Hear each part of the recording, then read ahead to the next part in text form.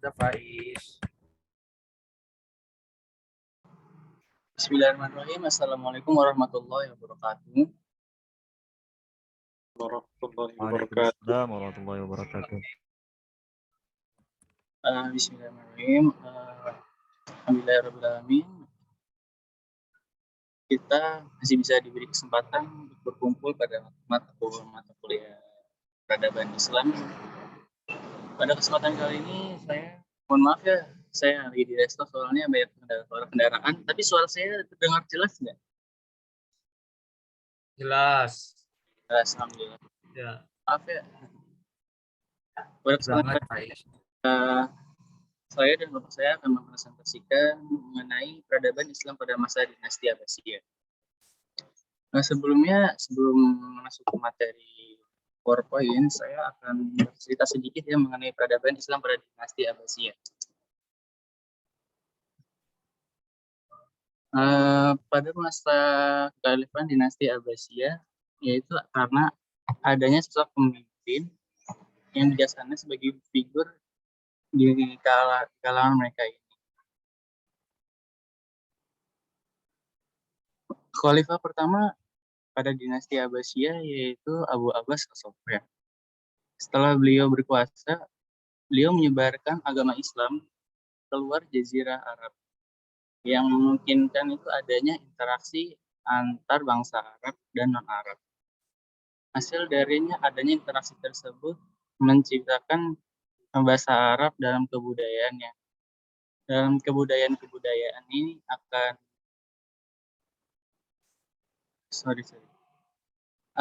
ini saya tuh hanya bercerita ya, jadi maaf kalau agak-agak itu soalnya saya agak-agak lupa juga.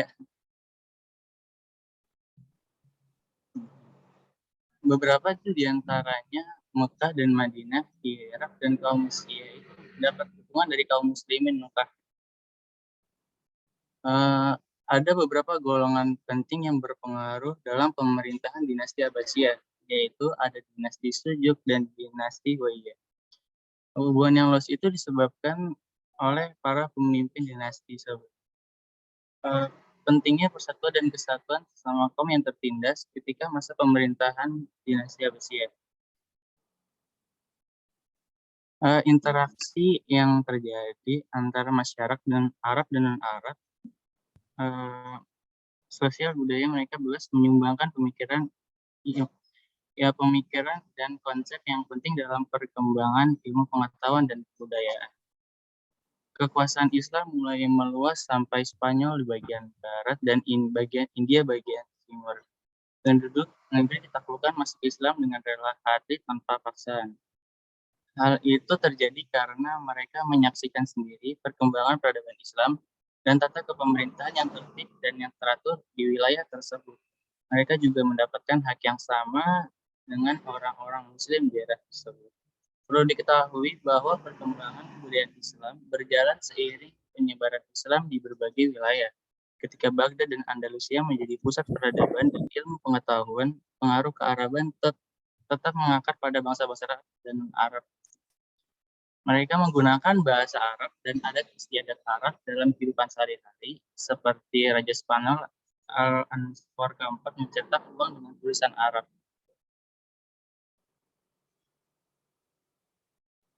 Orang-orang yang berasal dari Inggris, Spanyol, dan Jerman datang ke Universitas Andalusia karena wilayah ini menjadi tempat pertemuan para filsuf, dokter-dokter, dan ahli Islam lainnya dalam berbagai bidang ilmu pengetahuan. Peradaban Islam mencapai puncak kejayaan pada masa pemerintahan Khalifah Harun ar-Rasyid dan Khalifah Al-Makmun. Kebudayaan India dan Yunani ikut mempengaruhi perkembangan kebudayaan Islam pada masa itu. Meski Islam telah datang, kebudayaan itu tetap terjaga dan berkembang pesat dan mulai disusun sastrawan dan kebudayaan Islam seperti Umar Khayyam, seorang ahli dan matematika, dan ada Azan Masyari, seorang sastrawan bahasa Arab dan juga ilmuwan, dan ada juga Al-Kundi, dan ada juga adanya bukti perkembangan kebudayaan pada masa dinasti Abbasiyah melalui peninggalan bersejarah. seperti istana, masjid, dan bangunan lainnya yang pada waktu itu sudah mencapai tataran peradaban dunia. Pada saat Abu Syafa Asy-Syafa, ketika Khalifah Abu Ja'far mendirikan kota Baghdad yang begitu indah, mencapai tatanan peradaban dunia yang sangat baik pada masa itu.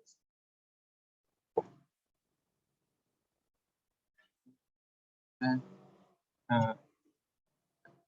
pada yang kita tahu pada proses peradaban dinasti Abbasiyah itu sangat baik. Itu kisah singkat yang saya ketahui ya, mohon maaf ya. Pusingnya saya juga kalau jadi grogi nih, mohon maaf. Mungkin dilanjutkan, kita masuk ke materi PPT. Dan sebelumnya ya, mohon maaf, ini kelompok saya itu disusun oleh anggota saya juga ada Alif Safrudin, ada Imra Tanafia, ada Mubes Habibi, saya sendiri, dan ada Mas Soni Setiawan, dan ada Syifa Salsabila. Selanjutnya, sejarah berdirinya latar belakang Bani Abbasiyah. Bani Abbasiyah adalah kekhalifahan kedua Islam yang berkuasa di Baghdad. Sekarang ibu kota itu ibu kota Irak, yang kemudian pindah ke Kairo pada tahun 1261. Kekhalifahan ini sangat berkembang pesat dalam dunia Islam sebagai pusat pengetahuan dunia. Kekhalifahan ini berkuasa setelah berdirinya Bani Umayyah dan mendudukan semua wilayah kecuali Andalusia.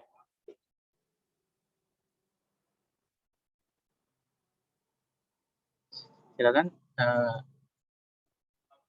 bisa dilanjut.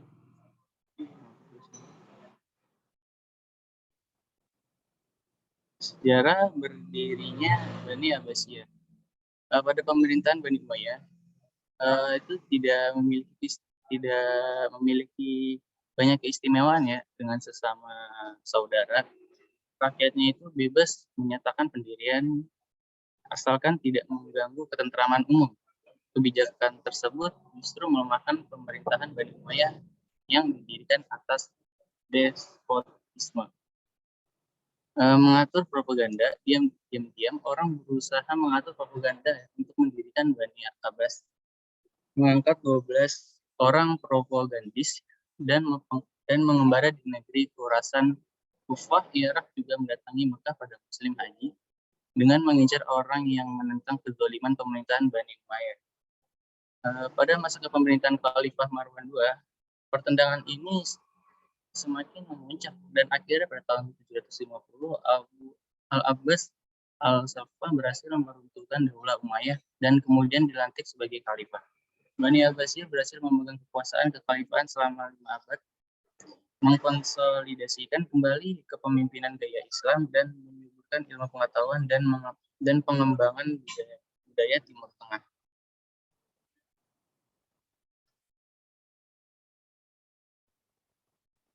Selanjutnya bisa dilanjutkan.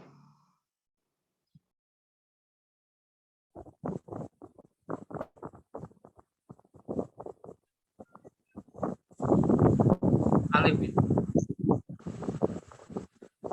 Ya. Saya ya. Cek suaranya kedengeran nggak? Ya, kan. Suaranya jelas nggak? Jelas. Ya. Oke, baik. Terima kasih. Saya melanjutkan membahas tentang sejarah berdirinya Bani Abbasiyah. Ya, nama Bani Abbasiyah sendiri merujuk kepada keturunan Nabi Muhammad yang termuda, yaitu Abbas bin Abdul Muthalib. Ya, beliau itu pamannya Nabi ya. Berkuasa mulai tahun 750 Masehi, memindahkan ibu kota dari Damaskus menuju Baghdad. Bani Abbasiyah berkembang selama 3 abad dan meredup setelah naiknya bangsa Turki yang sebelumnya merupakan bagian dari tentara kekhalifahan yang mereka bentuk dengan nama Mamluk. Selama 150 tahun mengambil kekuasaan memintas Iran, kekhalifahan dipaksa untuk menyerahkan kekuasaan pada dinasti-dinasti setempat. yang sering disebut Amir atau Sultan, menyerahkan Andalusia kepada keturunan Bani Umayyah yang melarikan diri. Keturunan dari Bani Abbasiyah termasuk suku Al-Abbasi yang saat ini banyak bertempat tinggal di Timur Tengah. Kalau sekarang itu namanya Irak. Ya, kemudian pemerintahan Daulah Abbas. Pemerintahan Daulah Abbas ini dibagi menjadi 5 periode, yaitu yang pertama, periode pertama berkuasa pada tahun 750 Masehi sampai 847 Masehi, atau tahun Hijrah itu 132 Hijrah sampai 232 Hijrah, yang disebut periode pengaruh Persia pertama. Kemudian periode kedua berkuasa mulai 847 Masehi sampai 945 Masehi dalam Hijriah, 232 Hijriah sampai 334 Hijriah. Disebut periode pengaruh Turki pertama. Yang ketiga yaitu berkuasa pada tahun 945 Masehi sampai 1055 Masehi dalam Hijriah, 334 Hijriah sampai 447 Hijriah. Masa kekuasaan dinasti Bani Buwaih dalam pemerintah Khalifah Abbasiyah. Periode ini disebut juga masa pengaruh Persia kedua. Periode keempat berkuasa pada tahun 1055 Masehi sampai 1194 Masehi dalam Hijriah, 447 Hijriah sampai 590 Hijriah. Masa kekuasaan Daulah Bani Seljuk dalam pemerintah Khilafah Abbasiyah biasanya disebut juga dengan masa pengaruh Turki kedua, yang di bawah kendali Kesultanan Seljuk Raya Salajikah Al-Kubro atau Seljuk Agung. Yang terakhir yaitu periode kelima berkuasa 1194 Masehi sampai 1258 Masehi dalam Hijriah, 590 Hijriah sampai 656 Hijriah. Masa kekhalifahan bebas dari pengaruh dinasti lain, tetapi kekuasaannya hanya efektif di sekitar kota Baghdad dan diakhiri oleh invasi dari bangsa Mongol. Ya, selanjutnya dilanjutkan oleh Mbak Syifa.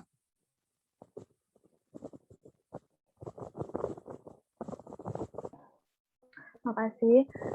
Saya lanjutkan. Puncak keemasan dinasti Abbasiyah.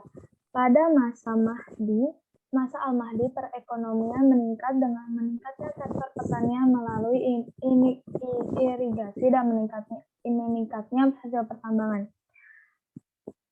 Puncak keemasan dinasti Abbasiyah itu terjadi, kekuasaannya berlangsung dalam rentan waktu yang panjang dari tahun 1132 Hijriah atau 750 Masehi sampai dengan 656 Hijriah atau 1250 Masehi.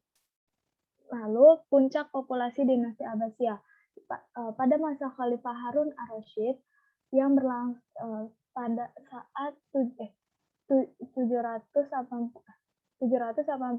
sampai 809 Masehi, kekayaan negara dimanfaatkan untuk keperluan sosial, mendirikan rumah sakit, lembaga pendidikan, dokter, dan farmasi.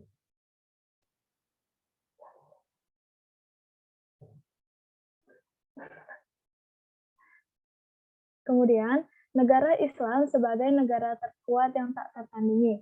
Ar-Rasyid rahimahullah pada masanya terdapat sekitar 800 orang dokter dan dibangunnya pemandian umum, kesejahteraan sosial, kesehatan, pendidikan, ilmu pengetahuan, dan kebudayaan berada pada masa keemasannya. Al-Ma'mun, pengganti Harun ar-Rasyid, pada masa pemerintahan, penerjemah buku-buku asing, banyak mendirikan sekolah. Salah satu karyanya yang terpenting adalah pembangunan Baitul Hikmah. Baitul Hikmah adalah pusat penerjemah. Kemudian, pada masa Al-Ma'mun inilah mulai menjadikan Baghdad sebagai pusat kebudayaan dan ilmu pengetahuan. Dilanjut Dilanjut oleh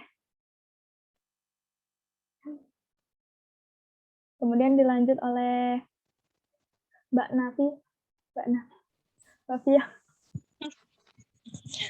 Ya, terima kasih Mbak Siva. Saya lanjut.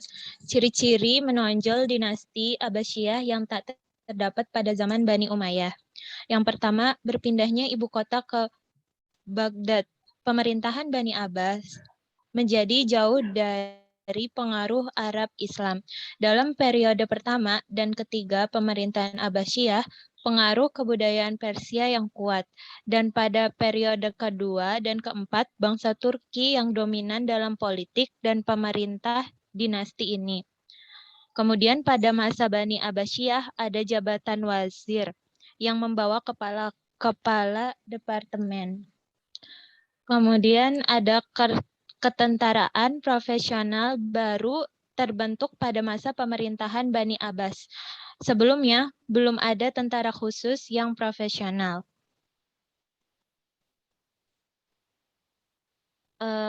Selanjutnya ada fase kemunduran Bani Abbasiyah.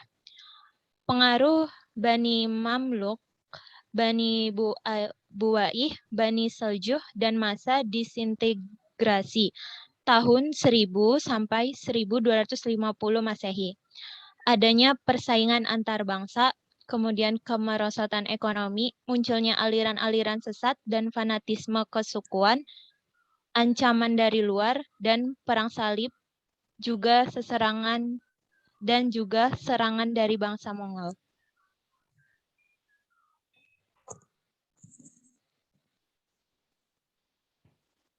Dilanjut oleh Mas Soni.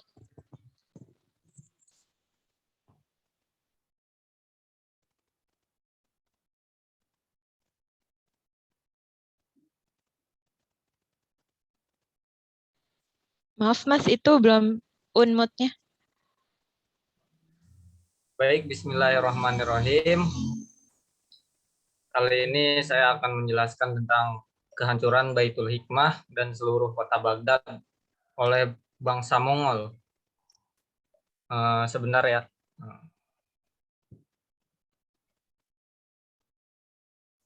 Sebagaimana dijelaskan tadi, yaitu fase kemunduran Bani Abbasiyah, yaitu adanya masa disintegrasi bangsa ya, yang salah satunya yaitu persaingan antar bangsa, terus ada kemerosotan ekonomi, terus munculnya aliran-aliran sesat dan fanatisme kesukuan. Dilanjut lagi ada ancaman dari luar, terus perang salib, dan yang terakhir adalah serangan bangsa Mongol. Kejatuhan yang disebabkan oleh bangsa Mongol yang dipimpin oleh Hulagu Khan pada tahun 1258 menghancurkan Baghdad dan tidak menyisakan sedikit pun dari pengetahuan yang dihimpun di perpustakaan Baghdad. Kekhalifahan Bani Abbasiyah berlanjut di Kairo mulai tahun 1261 di bawah naungan Kesultanan Mamluk Mesir. Kekhalifahan di Kairo ini berakhir ketika Mesir ditaklukkan Kesultanan Utsmaniyah tahun 1517 dan gelar khalifah diklaim oleh dinasti Utsmaniyah Turki. Pada masa ini, sebentar Pak, belum. Pada masa ini bisa disebutkan adalah fase hancurnya kejayaan umat Islam, hancurnya pendidikan umat Islam, hilangnya perpustakaan, hancurnya Baghdad, diratakan hanya bersisa tanahnya saja. Perpustakaan dibakar, terus orang-orang dibunuh. Itulah ini disebut jadi akhir dari fase kejayaan umat Islam, yang dimana sebelumnya umat Islam menguasai dalam bidang pendidikan seperti astronomi, bidang filsafat, terus kedokteran, kimia, dan lain-lain. Itu semuanya ilmu itu ada di Baitul Hikmah. Nah, ketika bangsa Mongol menyerang dan Baghdad itu sudah kehilangan kekuatannya. Baghdad itu sudah, meskipun kekuasaannya luas, tapi Baghdad itu hanya sekitar Baghdad aja yang ininya, yang pemerintahan yang diakuinya gitu. Nah, jadi bangsa Mongol itu jadi merasa kuat dan merasa hebat bisa mengalahkan Baghdad, dan akhirnya kisah raja raja apa saya lupa ya, ditipu oleh bawahannya sendiri, dan raja raja terakhirnya dipancung, terus akhirnya ditaklukkanlah kekuasaan Islam pada masa ini, dan dihancurkanlah perpustakaan-perpustakaan sehingga hilangnya ilmu-ilmu dalam Islam. Selanjutnya, Pak. Pada tahun 565 Hijriah atau 1258 Masehi, tentara Mongol yang berkekuatan sekitar 200.000 orang tiba di salah satu pintu Baghdad. Khalifah Al-Musasin, penguasa terakhir Bani Abbas. Nah, ini khalifah terakhir yang saya maksud ini. Khalifah Al-Musasim, penguasa terakhir Bani Abbas di Baghdad pada tahun 1243 sampai 1258. Betul-betul tidak berdaya dan tidak mampu membendung topan tentara Hulagukan. Pada saat yang kritis tersebut, Wazir Khalifah Abbasiyah, nah ini wazirnya, Ibnu Al-Qami, seorang Syiah, ingin mengambil kesempatan dengan menipu Khalifah. Ia mengatakan kepada Khalifah, saya telah menemui mereka untuk perjanjian damai. Hulagukan ingin mengawinkan anak perempuannya dengan Abu Bakar Ibnu Musahim, putra Khalifah. Dengan demikian, Hulagukan akan menjamin posisimu. Ia tidak menginginkan sesuatu kecuali kepatuhan, sebagaimana kakek-kakekmu terhadap Sultan-Sultan Seljuk. Khalifah menerima usul itu. Ia keluar bersama beberapa orang pengikut dengan membawa mutiara, permata, dan hadiah-hadiah berharga lainnya untuk diserahkan kepada Hulagukan. Hadiah-hadiah itu dibagi-bagikan Hulagukan kepada para penglimanya. Keberangkatan Khalifah disusul oleh para pembesar istana yang terdiri dari ahli fikih, dari orang-orang terpandang, tetapi sambutan Hulagukan sungguh di luar dugaan Khalifah. Apa yang dikatakan wazirnya ternyata tidak benar. Mereka semua, termasuk wazir sendiri, dibunuh dengan leher dipancung secara bergiliran. Dengan pembunuhan yang kejam ini, berakhirlah kekuasaan Abbasiyah di Baghdad. Kota Baghdad sendiri dihancurkan rata dengan tanah. 21 sebagaimana kota-kota lain yang dilalui tentara Mongol tersebut. Walaupun sudah dihancurkan, Hulagukan memantapkan kekuasaannya di Baghdad selama 2 tahun sebelum melanjutkan gerakan ke Syria dan Mesir. Jatuhnya kota Baghdad pada tahun 1258 Masehi ke tangan bangsa Mongol bukan saja mengakhiri kekuasaan khilafah Bani Abbasiyah di sana, tetapi juga merupakan awal dari masa kemunduran politik dan peradaban Islam, karena Baghdad sebagai pusat kebudayaan dan peradaban Islam yang sangat kaya dengan khazanah ilmu pengetahuan itu ikut pula lenyap, di bumi hanguskan oleh pasukan Mongol yang dipimpin Hulagukan tersebut. Nah, jadi disinilah berakhirnya pengetahuan Islam, yang dimana kan ahli matematika yaitu ada Al-Khawarizmi ya kalau nggak salah. Itu kan semuanya dari Islam, seperti ahli-ahli filsafat. Nah, jadi pengetahuan itu disimpan di Baitul Hikmah dan diserang oleh tentara Mongol dan di bumi hanguskan, dibakar semuanya. Sekian dari kelompok kami. Kurang lebihnya mohon maaf. Assalamualaikum warahmatullahi wabarakatuh. bisa dilanjut ke sesi tanya jawab.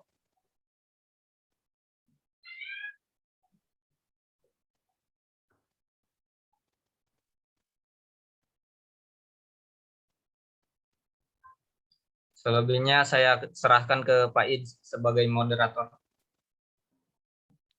Silakan teman-temanku sekalian, apakah ada yang ingin dipertanyakan? Mas Agus sepertinya ingin bertanya, Mas Agus. Sudah siap-siap? Ya, Pak Is. Oh iya, siap. Pak Wahyu ya? Ya, itu pada masa itu ada aliran-aliran sesat tadi saya dengar ya. Ya, ya. Itu apa saja? A.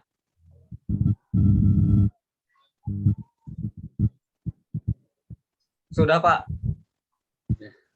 Oh ya. Ditampung ya. Sebenarnya sudah ada, tapi di ini dulu. Boleh bertanya? Silakan. Ya dari Belia ya? penjelasan tadi Mbak Via ya, Mbak Via. Itu saya dengar masa disintegrasi. Itu maksudnya gimana ya? Udah itu aja. Ya, makasih. Saya mau memberikan komentar. Ya, ya Mas Agus, boleh.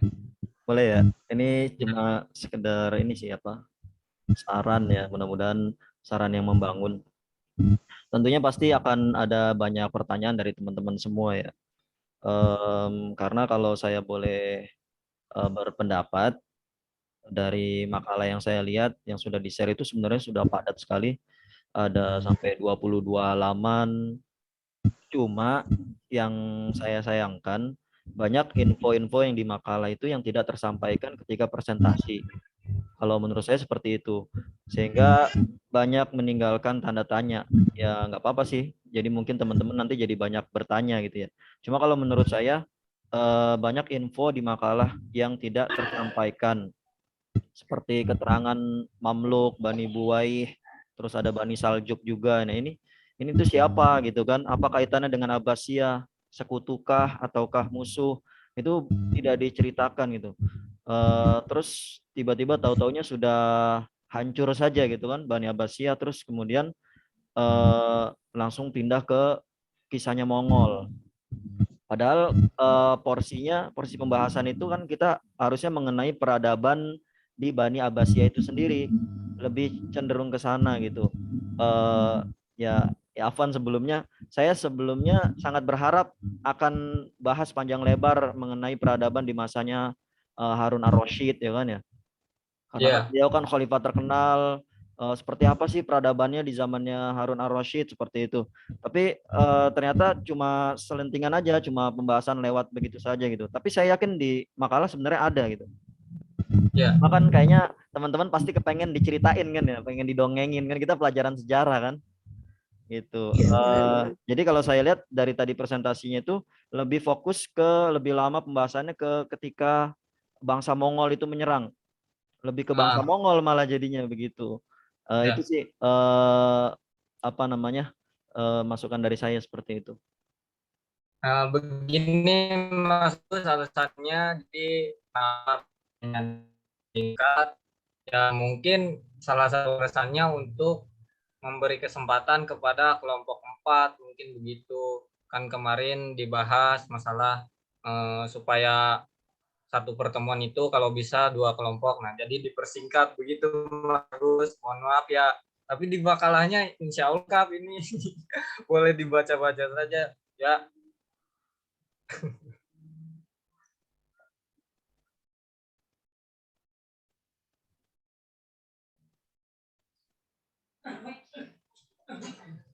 Stage. Ya. Saya kembalikan ke Pak Is. Ya, tadi pertanyaannya sudah baru satu tadi ya? Baru satu. Satu ya, ada lagi? Atau mau kita jawab dulu Mas?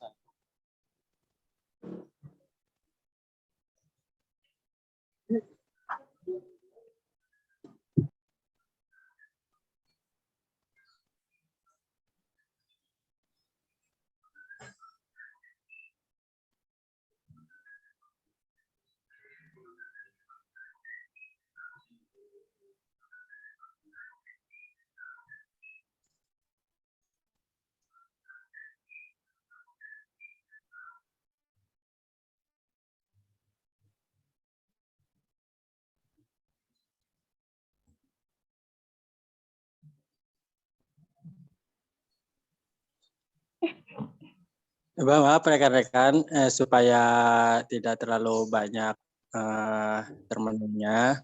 Coba sambil ini yang tadi Mas Agus sampaikan, ya terutama ya kita pengen mengenal Harun ar-Rasyid yang memang itu salah satu sejarah yang paling bumi. Harun ar-Rasyid kalau memang ada slide-nya ya silakan kalau memang belum terjelaskan ya bisa disampaikan terlebih dahulu.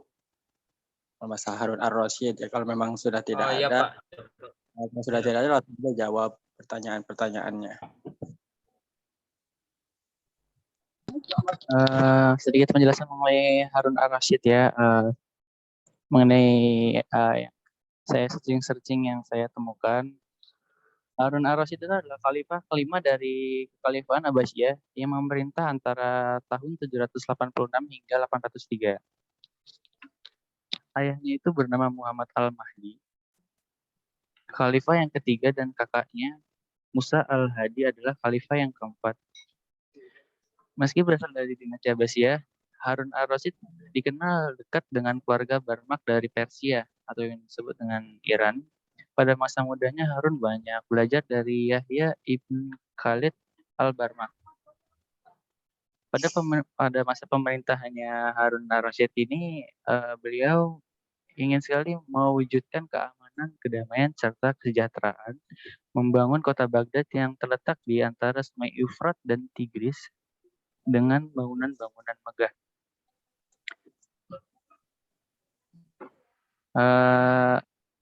Lanjutnya lagi, pada masa era pemerintahannya Harun ar-Rasyid ini yang dilanjutkan oleh Ma'mun ar-Rasyid yang dikenal sebagai masa keemasan Islam, di mana saat itu Baghdad menjadi salah satu pusat ilmu pengetahuan dunia.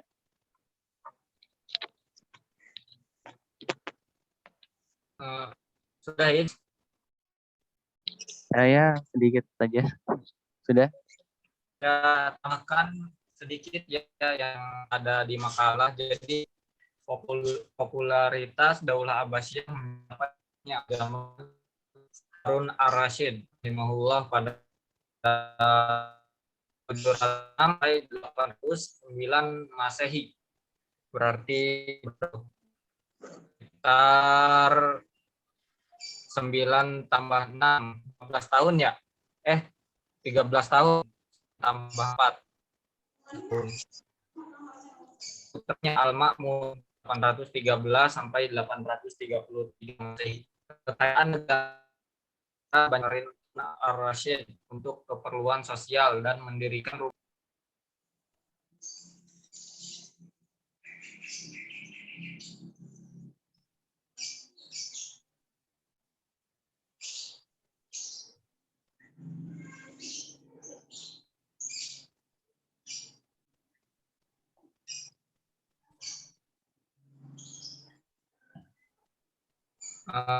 Saya lanjut ya, kesejahteraan sosial, kesehatan, pendidikan, ilmu pengetahuan dan kebudayaan serta kesusasteraan berada pada zaman keemasannya.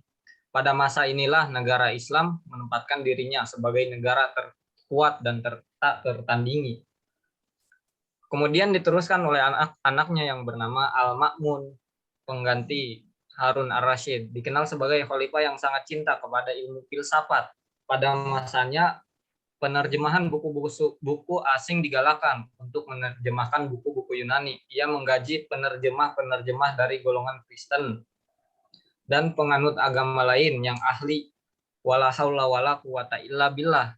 Ia juga banyak mendirikan sekolah. Salah satu karya besarnya yang terpenting adalah pembangunan Baitul Hikmah, pusat penerjemahan yang berfungsi sebagai perguruan tinggi dengan perpustakaan yang besar.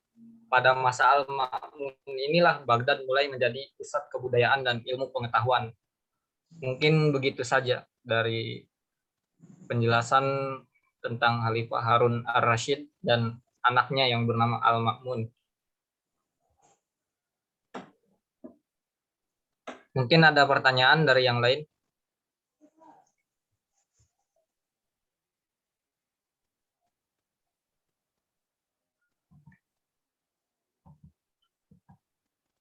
Kalau begitu menjawab pertanyaan Mas Wahyu saja ya.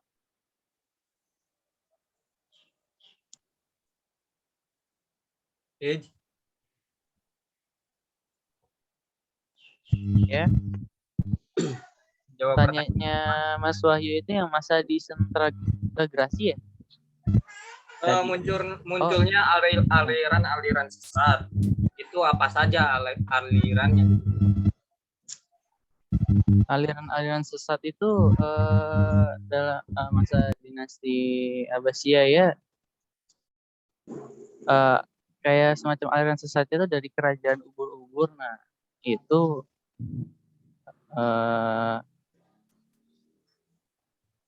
saya gimana ya, udah kerajaan ubur-ubur tuh aliran sesatnya sebentar.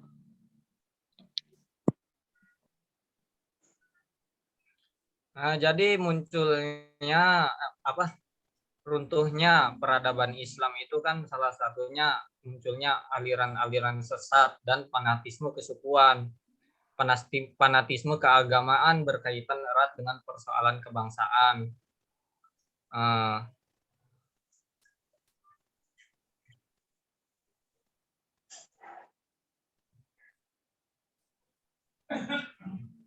Yang salah satu aliran-alirannya yaitu munculnya gerakan yang dikenal dengan gerakan zindik, menggoda rasa keimanan para khalifah. Al-Mansur berusaha keras memberantasnya, bahkan Al-Mahdi merasa perlu mendirikan jawatan khusus untuk mengawasi kegiatan orang-orang zindik dan melakukan mihnah dengan tujuan memberantas bid'ah.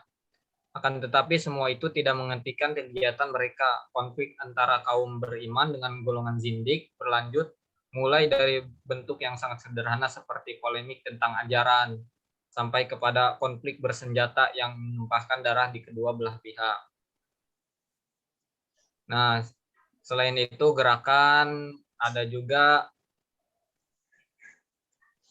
pada saat gerakan ini mulai tersudut, pendukungnya banyak berlindung di balik ajaran Syiah, sehingga banyak aliran Syiah yang dipandang gulat, ekstrim, dan dianggap menyimpang oleh penganut Syiah sendiri. Aliran Syiah memang dikenal sebagai aliran politik dalam Islam yang berhadapan dengan paham Ahlus Sunnah wal Jamaah. Selanjutnya ada aliran Mu'tazilah, bangkit kembali pada masa Bani Buwai. Namun pada masa dinasti Seljuk yang menganut paham Sunni, penyingkiran golongan Mu'tazilah mulai dilakukan secara sistematis dengan didukung penguasa aliran Asy'ariyah tumbuh subur dan berjaya. Pikiran-pikiran Al-Ghazali yang mendukung aliran ini menjadi ciri utama paham Ahlus Sunnah wal Jamaah. Begitu mungkin Mas Wahyu. Jadi intinya ada aliran Mu'tazilah, aliran Syiah, dan gerakan zindik. Mungkin seperti itu.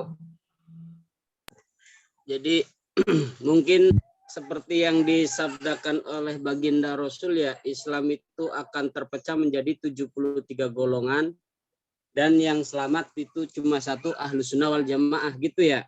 Ya, betul. Oh ya. Ya cukup.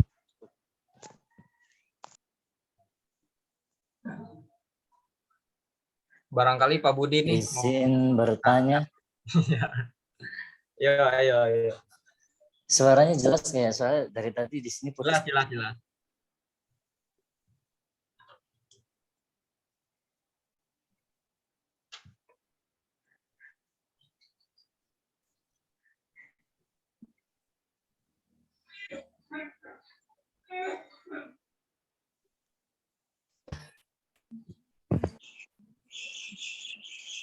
Suaranya. Halo, Mas Budi. Ya, ada suaranya nggak ya, Kang? Ada, cuma putus-putus ya. Mas. Iya, dari tadi nih lagi kurang bagus nih sinyalnya, keluar tadi terus nongol lagi. Saya pengen penjelasan yang lebih lebih simpel, sederhana gitu ya, terkait dengan kemunduran dari fase kemunduran Bani Abbasiyah gitu ya. Dari fase-fasenya itu kan yang mempengaruhi kemundurannya itu kan dari Bani Mamluk, Bani Buwai, Bani Seljuh gitu.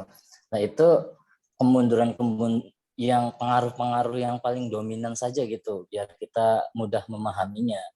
Kalau saya baca makalahnya itu kan agak panjang, terus untuk ngambil kesimpulan pengaruh yang paling dominan dari setiap baninya itu kayak masih agak sulit gitu.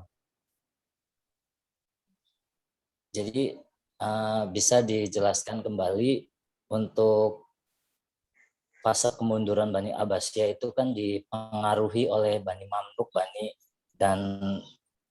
Bani Buwai dan Bani Selju itu yang minta kejelasan aja secara singkat, dan yang lebih dominannya itu pengaruhnya apa? Pengaruhnya apa gitu ya. Ini jelas kayak suaranya. Ya, jelas, Pak. Oh ya. Yang pertama ada pengaruh Mamluk. Ya. Tentara Mamluk ini dibentuk oleh Al-Ma'mun. Tentara ini awalnya dari budak yang berasal dari Turki, Berber dari Afrika, dan Slav dari Eropa. Nah, tentara Mamluk ini membantu sekaligus menyulitkan kekhalifahan Abbasiyah karena berbagai kondisi yang ada di umat Muslim saat itu. Pada akhirnya kekhalifahan ini hanya menjadi simbol, dan bahkan tentara Mamluk dengan berhasil berkuasa, mengambil inisiatif merebut kekuasaan kerajaan Ayyubiyah. Pada awalnya mereka hanya inisiatif merebut kekuasaan Ayyubiyah, merupakan kepanjangan dari khilafah Bani Abbas. Disebabkan karena penguasa Ayyubiyah waktu kurang tegas dalam memimpin kerajaan, Bani Mamalik ini mendirikan kesultanan sendiri di Mesir, memindahkan ibu kota dari Baghdad ke Kairo setelah berbagai serangan dari tentara Tartar dan kehancuran Baghdad setelah serangan bangsa Mongol. Terus yang kedua, pengaruh Bani Buwai menyebabkan peran politik Bani Abbas menurun adalah perebutan kekuasaan di pusat pemerintahan dengan membiarkan jabatan tetap dipegang Bani Abbas karena khalifah sudah dianggap sebagai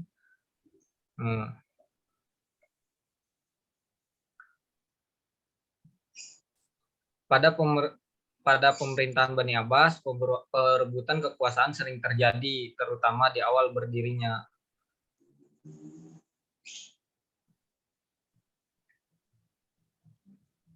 Bani Abbas. Bentar ya, Mas Budi.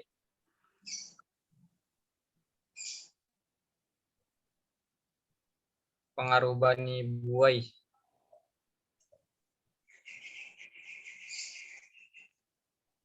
Ya, berarti pengaruh Bani Buwai ini ada yang bisa bantu kan? Bantu dong. Yang lainnya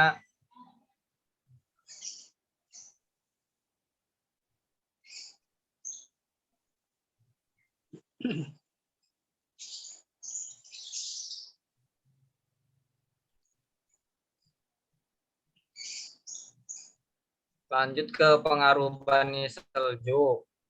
Faktor penting yang menyebabkan kemunduran Bani Abbas pada masa ini, yaitu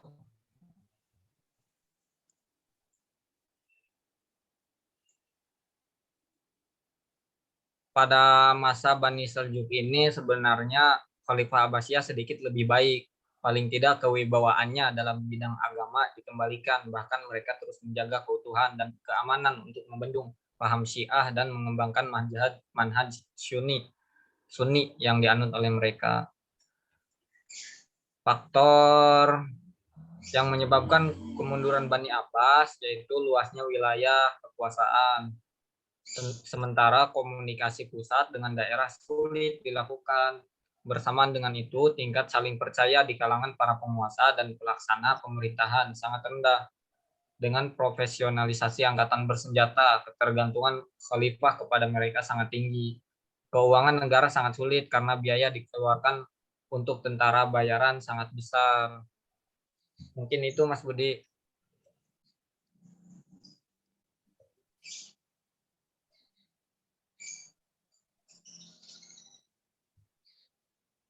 Apakah cukup Mas?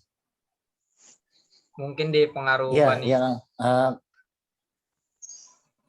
karena suaranya di saya ini kayaknya sinyalnya ya kurang nih, jadi kurang begitu. Lanjut. Sudah Mas, sudah dijelaskan.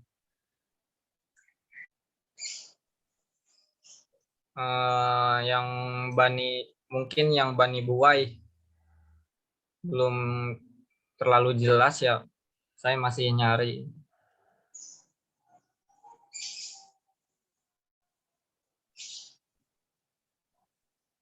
Nah, pada periode kedua dan seterusnya, tadi kan ada periode pertama, kedua, Khalifah tidak berdaya, tidak ada usaha untuk mencuri jabatan khilafah dari tangan Bani Abbas. Yang ada hanyalah merebut kekuasaannya dengan membiarkan jabatan khalifah tetap dipegang Bani Abbas.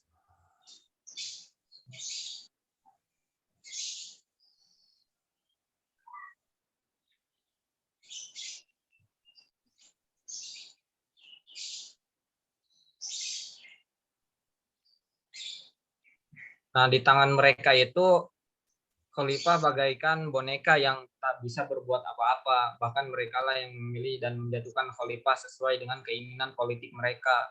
Setelah kekuasaan berada di tangan orang-orang Turki pada periode kedua, periode ketiga, Daulah Abbasiyah berada di bawah pengaruh kekuasaan Bani Buwai yang berpaham Syiah. Begitu Mas Budi.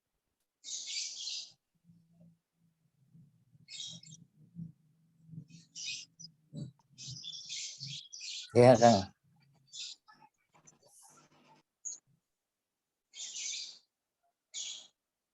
Saya kembalikan ke Pak Iz. Selanjutnya tadi ada pertanyaan mengenai di masa fase disintegrasi ya. Saya jelaskan sedikit mengenai fase disintegrasi. Pada masa disintegrasi ini itu sebenarnya telah dimulai ya sejak akhir zaman Bani Umayyah. Tetapi memuncak itu di masa Bani Abbasiyah.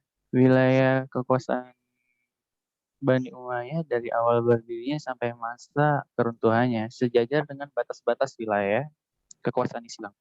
Hal ini itu berbeda dengan masa pemerintahan Bani Abbas. Kekuasaan dinasti ini tidak pernah diakui di Spanyol dan seluruh Afrika Utara, kecuali Mesir. Secara real, daerah-daerah itu berada di bawah kekuasaan gubernur-gubernur provinsi yang bersangkutan. Hubungannya dengan khalifah ditandai dengan pembayaran upeti. Pada masa pemerintahan Bani Abbas, tidak ada usaha untuk merebut jabatan khilafah dari tangan Bani Abbas. Rakyat membiarkan jabatan khalifah tetap dipegang Bani Abbas. Hal ini terjadi karena khalifah sudah dianggap sebagai jabatan keagamaan yang sakral dan tidak bisa diganggu-gugat lagi. Sedangkan kekuasaan dapat didirikan di pusat maupun di daerah yang jauh dari pusat pemerintahan dalam bentuk dinasti-dinasti kecil yang merdeka. Ada kemungkinan bahwa para khalifah Abbasiyah sudah cukup puas dengan pengakuan dari provinsi tertentu dengan pembayaran seperti itu seperti itu contoh fase disintegrasi. Mau nambahin, Faiz? Ya boleh. Silakan boleh. Jadi disintegrasi itu kan maknanya sendiri dalam kamus bahasa Indonesia itu kan permasalahan yang cukup serius ya dalam suatu bangsa ataupun negara ataupun pada masa saat itu. Nah, jadi di sini itu masa disintegrasi atau fase disintegrasi itu terjadi tahun 1000 sampai 1250 Masehi. Yang ditandai dengan perpecahan dan kemunduran politik umat Islam hingga berpuncak pada terenggutnya Baghdad oleh bala tentara Hulagu di tahun 1258 Masehi. Nah, semua itu terjadi karena perbedaan yang signifikan terhadap sistem pemerintahan. Gitu.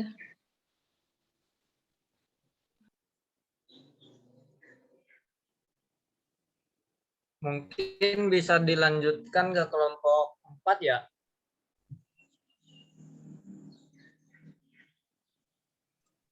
Gimana? Maaf, saya pengen bertanya, boleh nggak? Ya, boleh.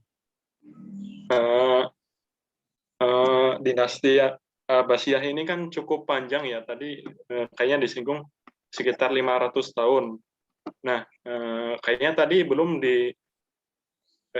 disebutkan selama 500 tahun itu khalifahnya ada berapa gitu. Jadi saya kurang paham. Saya cari di makalahnya juga sepertinya tidak disebutkan ada berapa khalifah yang menjabat pada masa Bani Abbasiyah ini. Terima kasih.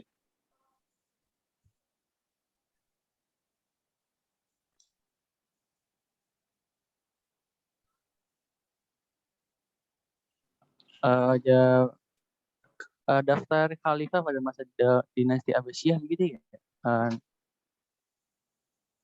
Semacam kayak nama-nama pemimpinnya.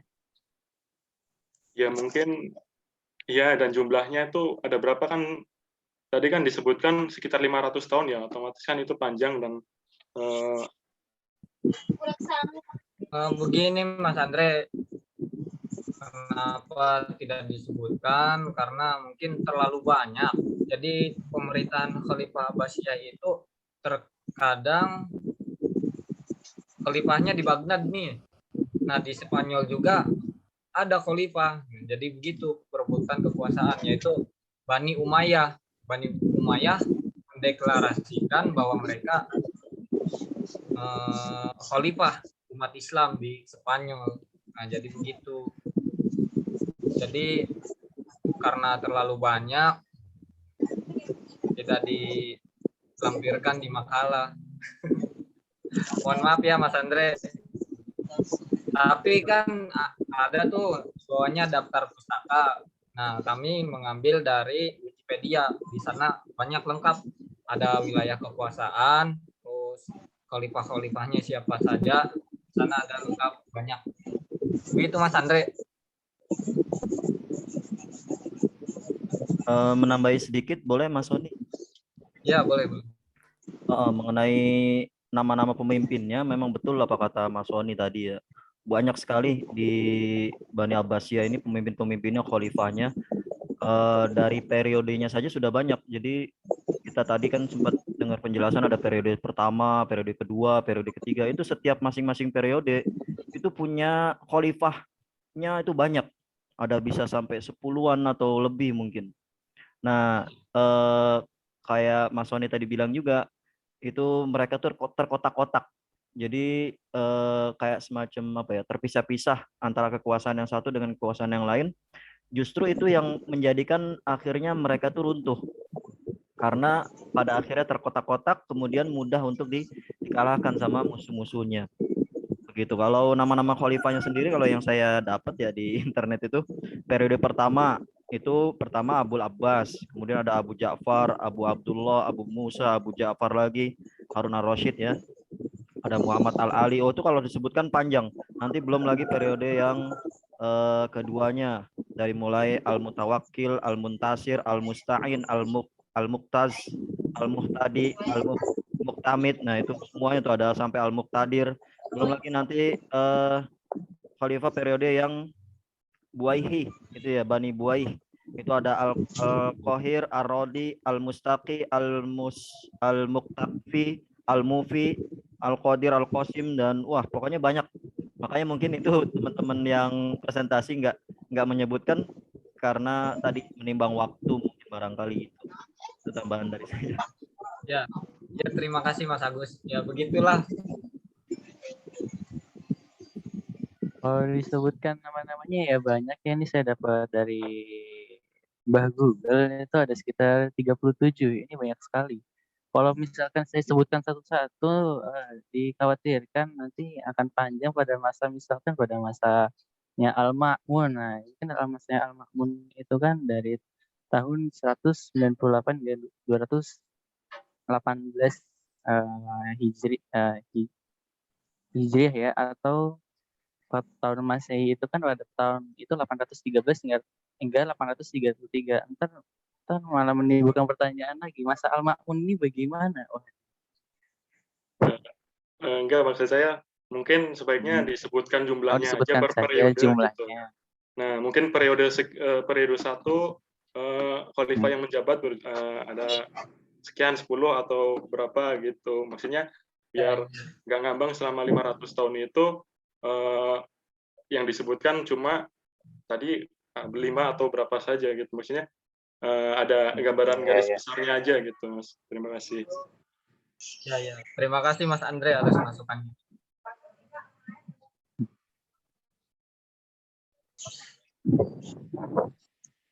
Mungkin ini mah perlu 2 bab, 2 makalah.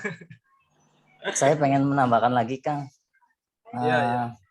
Saya tertarik dengan fase kemunduran dinasti Abbasiyah ini ya.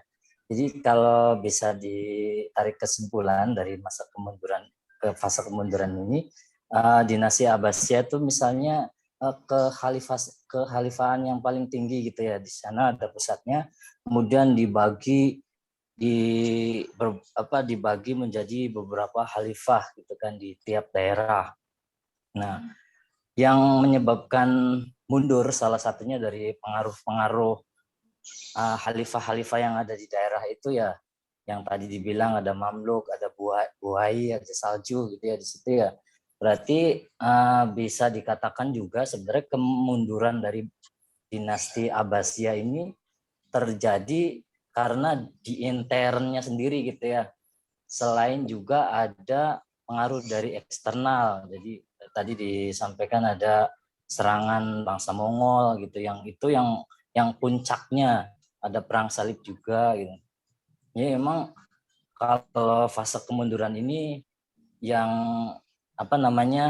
diawali oleh khalifah-khalifah kecil yang mereka ya mungkin kurang puas gitu terhadap khalifah pusat gitu, dinasti Abbasiyah, yang akhirnya menyebabkan khalifah ini mundur ya, terjadi kemunduran atau sampai bisa hilang gitu ya. Itu mungkin yang saya tuh jadi tertarik dengan fase ini, fase kemunduran ini.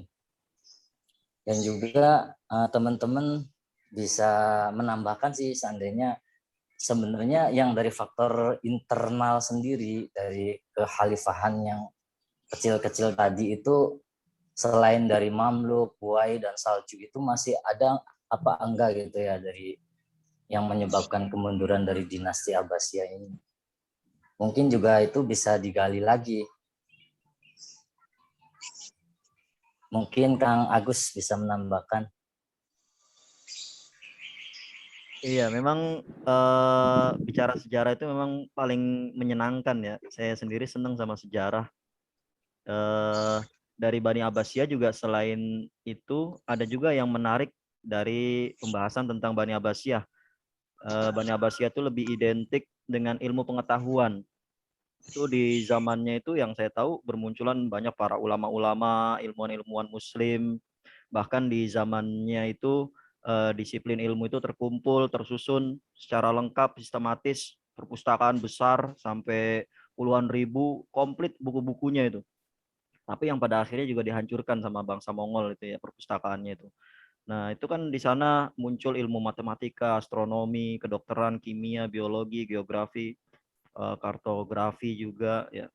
Terus juga tadi yang nggak sempat disinggung, ada karya seni di zamannya Bani Abbasiyah itu yang kita sering dengar 1001 Malam. Kemudian ada Abu Nawas. Nah, itu kan juga juga kalau saya baca-baca di tentang Bani Abbasiyah itu, beliau itu punya benteng itu bentuknya bulat gitu ya. Itu seru ngelihatnya itu, bentuknya bulat, kokoh, kuat. belum lagi juga mereka punya masjid bentuknya kayak kue tar itu ya, tinggi. Nah itu sebenarnya hal-hal yang menarik, itu kan peradaban, berupa peradaban semua itu. Senang bahasnya sih sebenarnya. Itu selain juga tadi pembahasan tentang kenapa kok bisa bisa runtuh ya, bisa kita ambil ibrohnya juga sehingga bisa jadi pelajaran kita di zaman sekarang gitu. Nah, sekedar tambahan selain itu juga Mas Agus, keempat imam mazhab berdiri atau ada juga pada masa Bani Abbasiyah seperti Imam Abu Hanifah, Imam Malik, Imam Syafi'i, dan Imam Ahmad bin Hambal. Benar kan ya? Takut salah. Itu berdiri pada masa Khalifah Bani Abbasiyah. Mungkin itu saja. Jadi emang sebegitu lamanya masa Bani Abbasiyah ini kemudian dirangkum hanya beberapa lembar makalah, itu sangat kurang gitu ya, sangat kurang. Kita harus menambah selain dari sini gitu. Ya, ada hal-hal ataupun ada sejarah-sejarah yang belum masuk ke sini. Dan itu ya harusnya kita bisa lebih menggali lebih dalam ya tentang Bani Abbasiyah ini, bukan hanya tentang ke masa kejayaan atau masa keemasan, bahkan masa kemundurannya itu terjadi karena apa gitu. Banyak mungkin ya kalau digali lagi.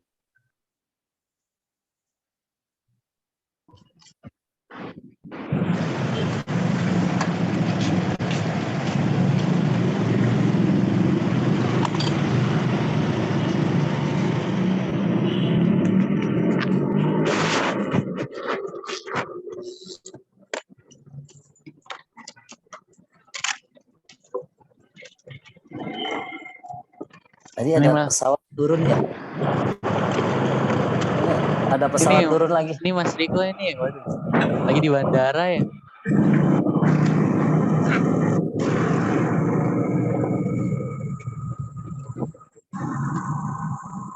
Ya gimana mau diteruskan selanjutnya atau gimana? Ya, untuk waduh ramai sekali ya ini, aduh. Bentar. Bagaimana ini untuk teman-temanku sekalian ini berhubung dengan turunnya pesawat, ada lagi nggak ya pertanyaan? Di-lift-kan dulu bisa gak? Yang punya roomnya tolong di-mute. Keluarkan bisa gak? Keluarkan.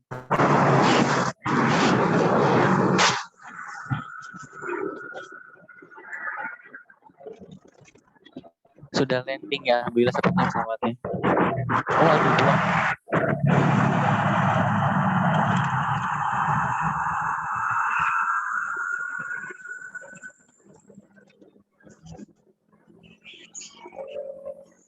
Alhamdulillah aman. Bagaimana teman-teman sekalian? Apakah ada yang ingin ditanyakan kembali? Mohon maaf untuk para teman-temanku sekalian atas ketidaknyamanannya dalam presentasi karena berhubung dekat dengan bandara ya, jadi banyak suara-suara yang mengganggu. Sebelum turun dari pesawat, apakah ada yang ingin ditanyakan?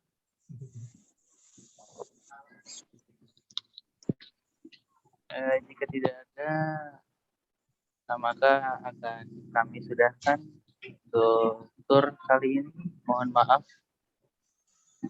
banyak yang ketidaknyamanan ya, saya mohon maaf. Nanti biaya akan ditanggung kepada yang punya room. Gimana? Sudah tidak ada yang ditanyakan kembali?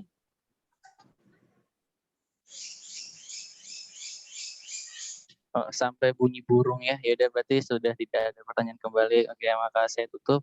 Mohon maaf ya atas ketidaknyamanannya, atas penyampaiannya yang kurang tepat, dan selama presentasinya banyak yang kurang pas lah, karena berhubung saya juga prepare-nya tadinya di rumah, tapi saya tiba-tiba disuruh presto jadi grogi semua kan. I'm sorry. Terima kasih, sekian dari kelompok kami. Mohon maaf. Assalamualaikum warahmatullahi wabarakatuh. Kesimpulannya, Ij. Assalamualaikum warahmatullahi wabarakatuh. Ya, silakan kesimpulannya. Sorry ya teman-teman. Baik, saya bacakan kesimpulannya saja ya. Duh, banyak lagi, Ij.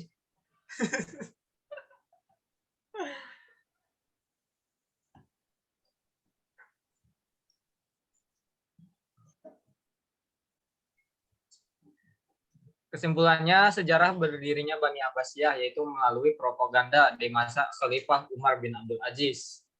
Nah, seperti tadi, tidak adanya keistimewaan saudara sesama Islam, rakyat bebas menyatakan pendirian. Puncak keemasan dinasti Abbasiyah yaitu pada masa Al-Mahdi, perekonomian mulai meningkat. Harun ar-Rasyid, kekayaan negara banyak dimanfaatkan, keperluan sosial, rumah sakit, dokter. Terus pada Khalifah Al-Ma'mun, yaitu seperti disebutkan berdirinya Baitul Hikmah. Yang terakhir, fase kemunduran Bani Abbasiyah adalah pengaruh Bani Mamluk, pengaruh Bani Buwai, pengaruh Bani Seljuk, dan masa disintegrasi tahun 1000 sampai 1250. Pada masa ini terdapat berbagai masalah seperti persaingan antar bangsa, kemerosotan ekonomi, munculnya aliran-aliran sesat dan fanatisme kesukuan, ancaman dari luar, perang salib, dan serangan bangsa Mongol. Sekian dari kelompok kami. Kurang lebihnya mohon maaf. Assalamualaikum warahmatullahi wabarakatuh. Selebihnya kami serahkan kepada Panenda.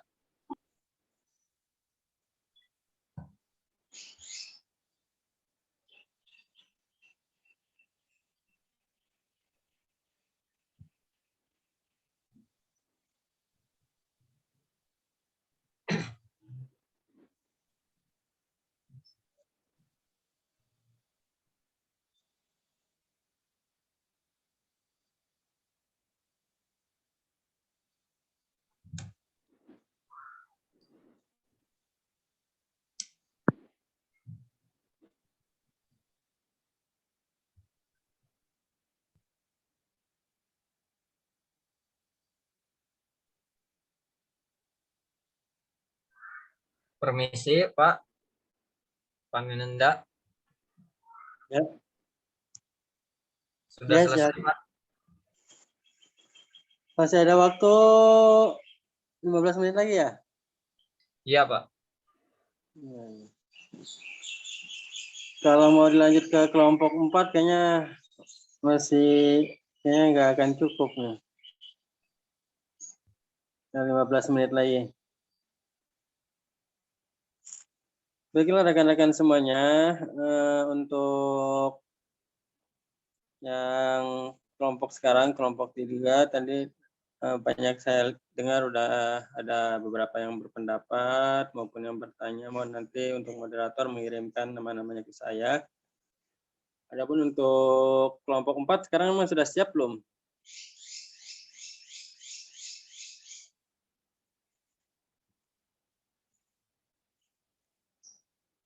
Kalau kelompok 4 belum siap, artinya walaupun siap, mungkin kita tinggal 10 menit lagi.